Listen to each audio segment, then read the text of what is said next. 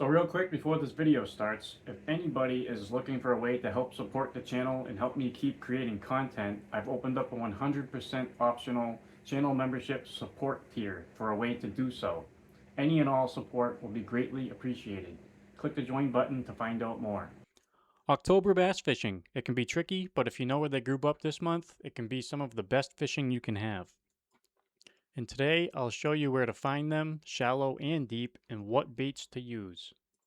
So last month was all about the grass starting to die off and bass leaving it for hard cover like rocks and docks, laydowns and stumps, and following bait fish more closely.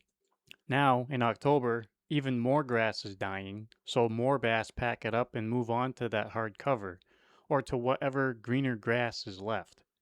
This means bigger schools of bass in smaller areas. Some will stay shallow while others move deeper. For the shallow bass, if the fishing feels slow, just keep moving. Check any hard cover, greener grass, or shade lines. Bass will still sit in the shade this time of year, but not to cool off. They'll use it as a literal form of cover to ambush from.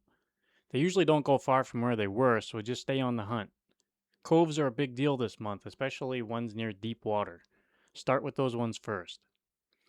Bass will trap bait fish in the way backs of coves in very shallow water, or sometimes you'll find them in the mouths of the coves playing a literal trap door for the bait fish.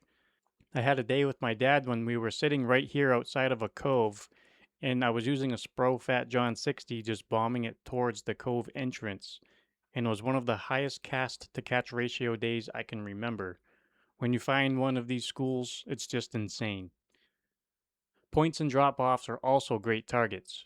Fish the entire V of the point. You may unlock a point pattern. When you find where they were on one of them, try the same thing on the next.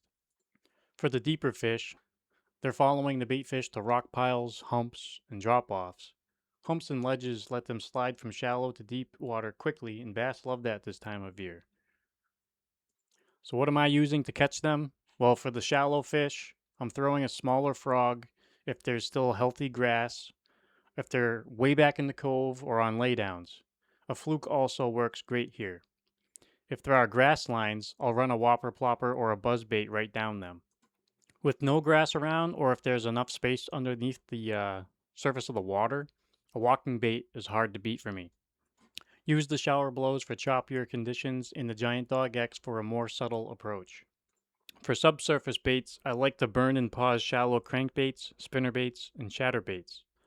And for me, the crappier the weather, the more I like a spinnerbait.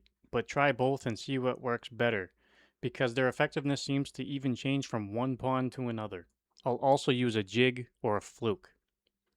And if you're in search mode, instead of a walking frog picking apart a laydown trying to buy a bite, try a toad or a sprinkler style frog to cover more water quickly and then swap to something else to pick it apart. For the deeper bass, a deep diving crankbait that ticks the tops of grass or digs into the rocks can be effective. This is also prime lipless crankbait time. You can yo-yo it, burn it, pause it, and hang on. Small swim baits can work well too, and if you're around big bait balls, then an underspin can help your bait stand out. And when you're out in the deep water, always keep your walking bait or fluke ready.